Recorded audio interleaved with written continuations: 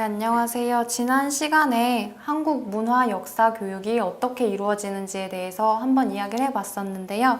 지난 시간에 말씀드렸던 것처럼 이번에는 한국 문학 교육에 대해서 말씀을 드리도록 하겠습니다. 이렇게 구분을 했을 때 사실은 제가 지난번에 말씀드렸던 한국 문화 교육에서의 분야 구별과는 조금 다르다는 것을 느끼셨을 거예요. 제가 말씀드렸던 건 사실 전통과 현대문화, 혹은 양반과 평민문화, 세대에 따라서 아동, 청소년, 청년, 중년, 청년, 중년 이런 식으로 말씀을 드렸었는데 갑자기 제가 역사 혹은 문학 이런 식으로 가져오는 게 생소하실 수도 있을 것 같아요. 근데 이것도 사실은 사회 구조 속에서 어떻게 분야를 나누는 하나의 기준인 건데요. 정치, 경제, 역사, 문학, 문화 이런 식으로 굉장히 사회적으로 일반적으로 나누는 기준 중에 하나잖아요.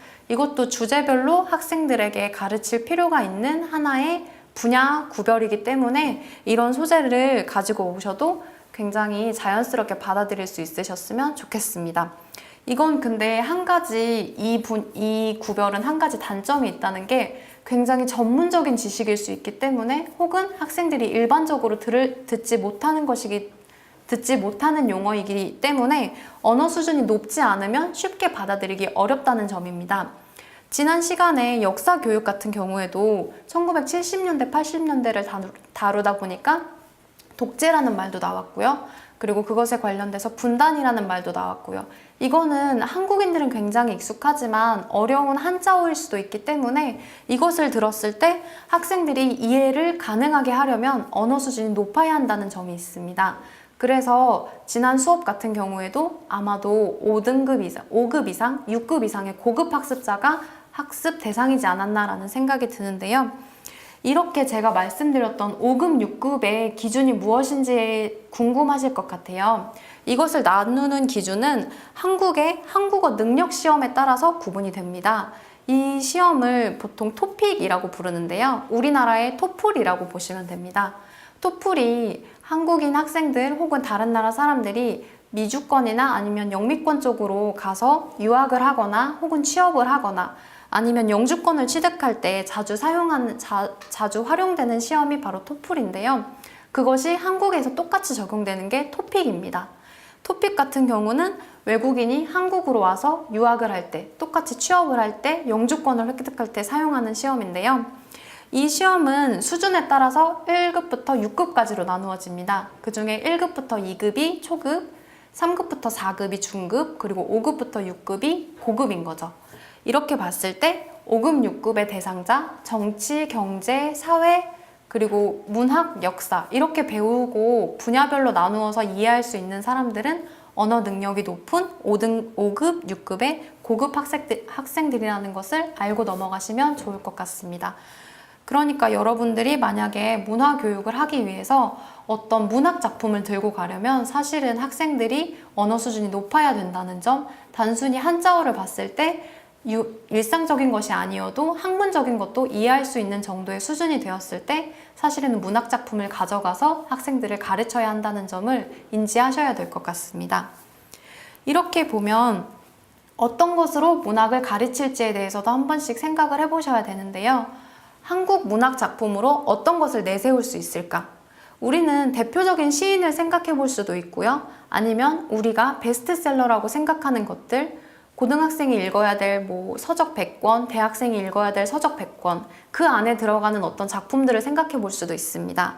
아니면 우리 한국의 고유의 장르들이죠. 시조 혹은 고려 가사 이런 식으로 고유의 장르들, 옛날부터 이어져 내려오던 장르들을 한국 문학 작품이라고 볼 수도 있을 거고요.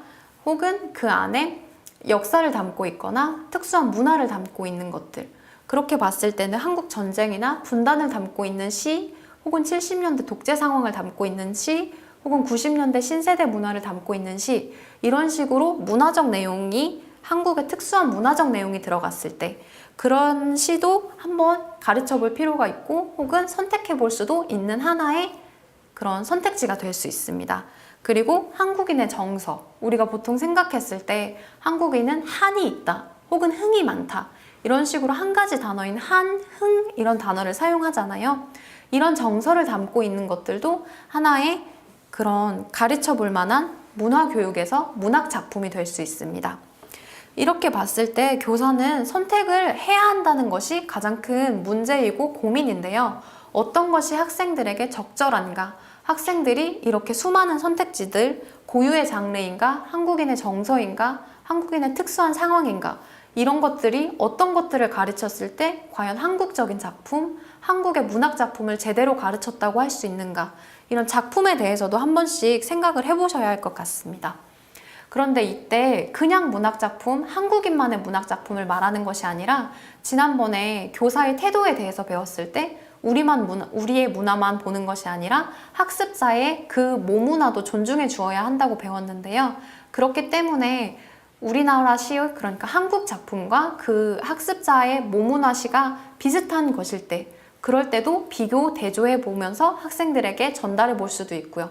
그렇게 됐을 때는 학생들이 차이점을 바로 인식하고 혹은 공통점을 인식할 수 있기 때문에 회복 단계를 갖췄을 때, 문화 수용 단계에서 회복 단계에 갔을 때 좀 더 자연스럽고 그리고 좀 더 원활하게 문화를 수용할 수 있게 될 것입니다. 그렇게 봤을 때 문학 작품을 선택하는 것은 굉장히 중요하다고 볼 수 있겠죠.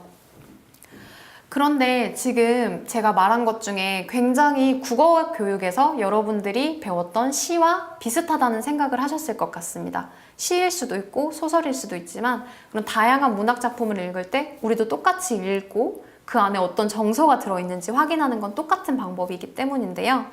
그렇지만 여기서 분명히 확인해야 된다는 점은 한국인을 대상으로 했을 때의 시 교육, 하나의 작품 똑같은 시로 봤을 때 한국인을 대상으로 했을 때 시를 가르치는 것과 그리고 외국인을 대상으로 했을 때 시를 가르치는 것은 분명히 다르다는 점입니다.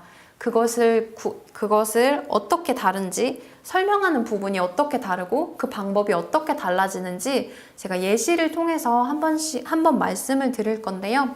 그 예로 김소월 시인의 엄마야 누나야 시로 그것을 한번 살펴보도록 하겠습니다. 엄마야 누나야는 사행으로 되어 있는 굉장히 짧은 시이기 때문에 여러분도 굉장히 많이 아시고 편하게 접근하실 수 있을 것 같아서 가져와 봤는데요. 이것을 한국인들이 배울 때는 사실은 시어 중심으로 시어가 무슨 뜻을 가지고 있는지 먼저 보실 겁니다.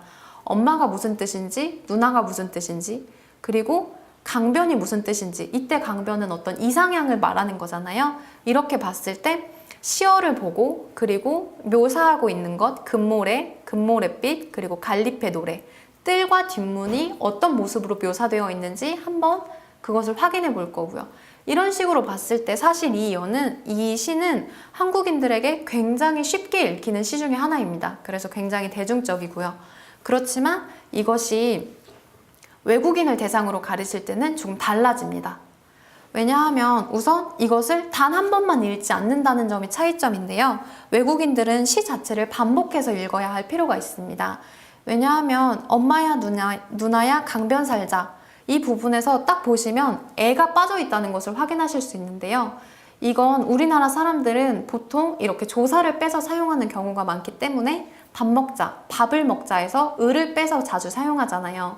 그렇지만 이것은 외국인들이 정말 한국어에 익숙해지지 않는 이상, 아무리 고급 수준이라고 해도 그렇지 않은 이상은 조사가 없는 것을 바로 이해하기는 힘듭니다. 그렇기 때문에 여기서 강변 살자 이것을 이해하는데도 굉장히 학생들은 한 번이 아니라 두 번, 세 번 읽어야 될 필요가 있는 거죠. 그래서 여기서 우리가 확인할 수 있는 건 한국인처럼 직관적으로 바로 받아들일 수 없다는 점입니다. 그렇기 때문에 이것은 시 자체가 우리가 영어를 공부할 때 원서를 읽는 것처럼 이것도 하나의 그것 자체로 읽는 경험 자체로도 하나의 그런 언어를 배우는 통로가 될 수 있다는 소린데요. 우리가 전에 산물, 실행, 관점 배울 때 모랭의 삼각형을 배웠을 때 그것을 해석하는 언어로도 배울 수 있고 설명하는 언어로도 배울 수 있고 실행의 언어로도 배울 수 있다고 했습니다. 그때 이것은 어떤 장면을 묘사하고 있기 때문에 하나의 설명의 언어로서 학생들에게 다가올 수 있는 것이죠. 그렇게 언어의 통로로 봤을 때는 학생들에게 다른 의미로, 한국인과는 다른 의미로 외국인에게 다가갈 수 있다는 점입니다. 그리고 이것을 그냥 한국인들은 선생님이 한 번 읽어주시는 것으로 많이 마무리되는 경우가 많은데요. 외국인 학생들 같은 경우에는 한국인 교사가 읽어주는 것 자체가 하나의 듣기 자료로 사용될 수 있기 때문에 교사는 본인이 한번 읽어주고 학생들 전체가 읽게 해서 발음적으로 무엇이 다른지 인지할 수 있도록 해주기도 합니다. 그리고 나선 한 명을 선택해서 그 학생이 읽도록 하고요.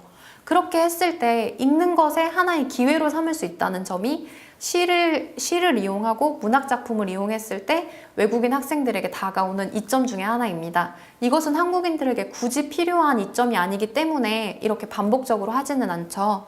이렇게 봤을 때 우리가 시 자체 하나만으로도 접근하는 방법이 외국인 학생과 한국인 학생들이 많이 다르기 때문에 국어교육과 한국 문화교육이 다르다는 점을 분명히 인지할 수 있습니다. 그리고 여기서 아까 제가 애가 빠졌다는 말을 하면서 조사의 생략에 대해서 이야기를 했었는데요.